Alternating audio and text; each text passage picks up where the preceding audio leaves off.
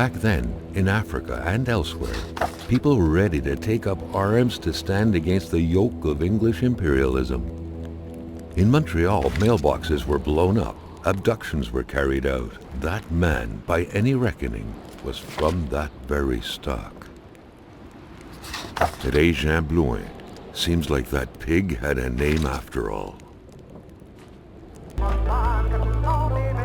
You had to be out of your mind to cook up white whiskey at home. The all-surrounding stench of alcohol alone was probably enough to gas a man to death.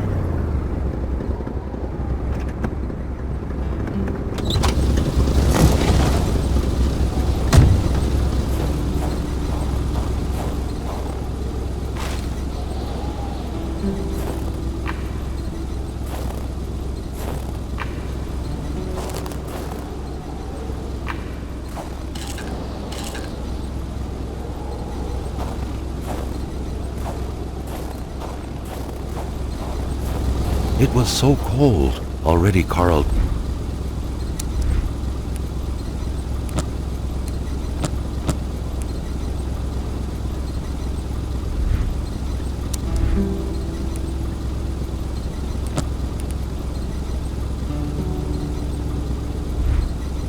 did not feel his toes anymore.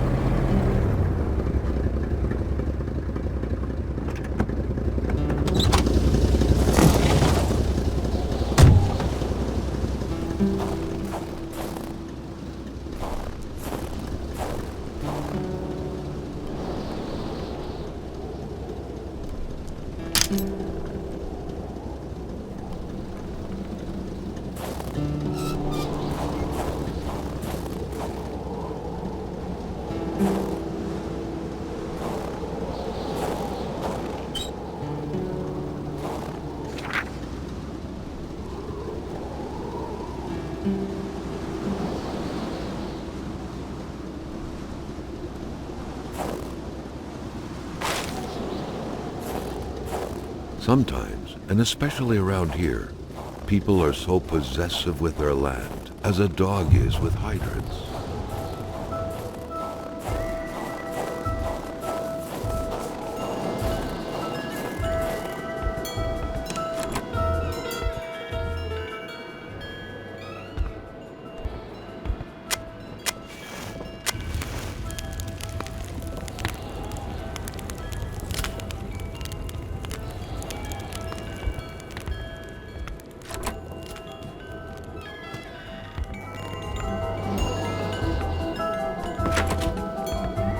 The milk was sorted by color, from the whitest to the greenest, or in other words, provided in this area.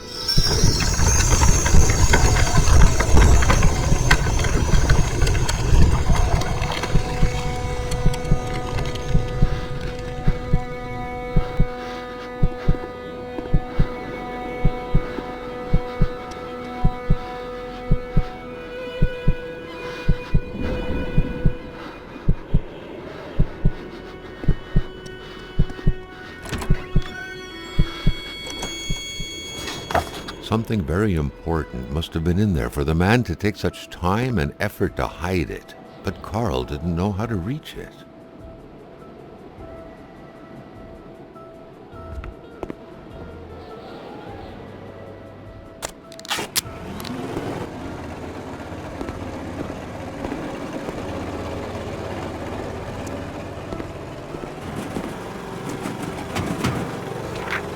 The week of October 5th, thought Carl. That was this week. The plug should have been here by now. It was an indisputable fact that machines like this entailed a level of intellectual finesse that Carl was lacking.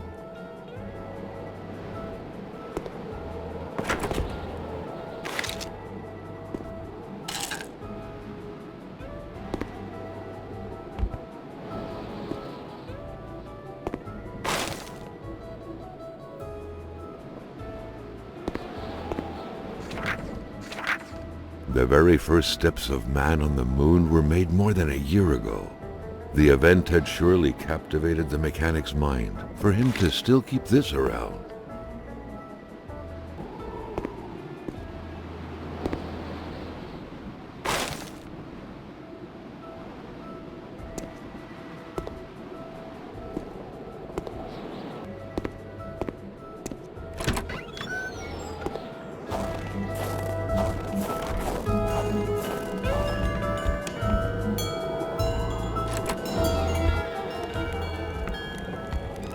Were those pins pointing to places of interest?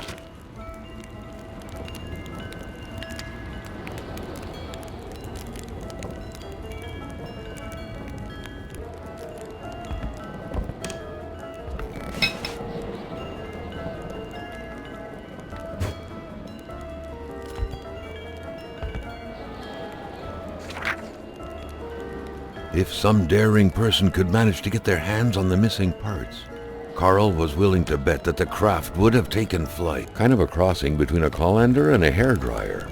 What was it for? To play telepath? To protect against nuclear waves? Roswell, Atamipek, same story. Large deserts conducive to extravagant follies.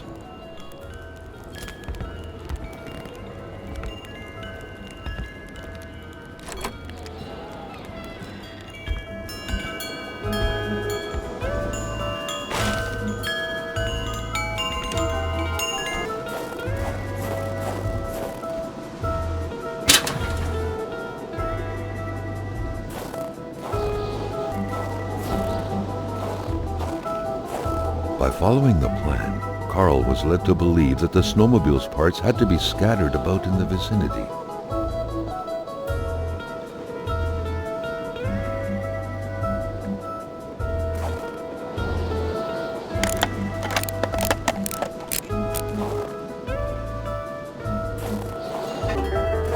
Carl wondered how long he would have to endure this skin-stinging cold.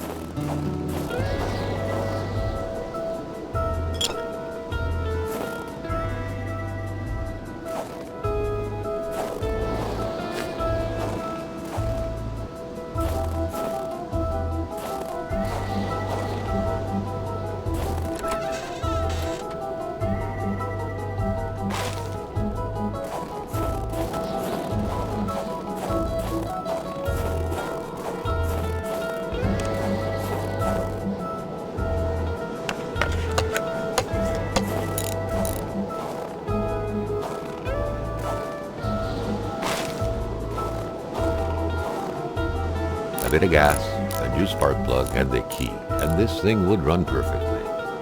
All he needed to do now was to find all that.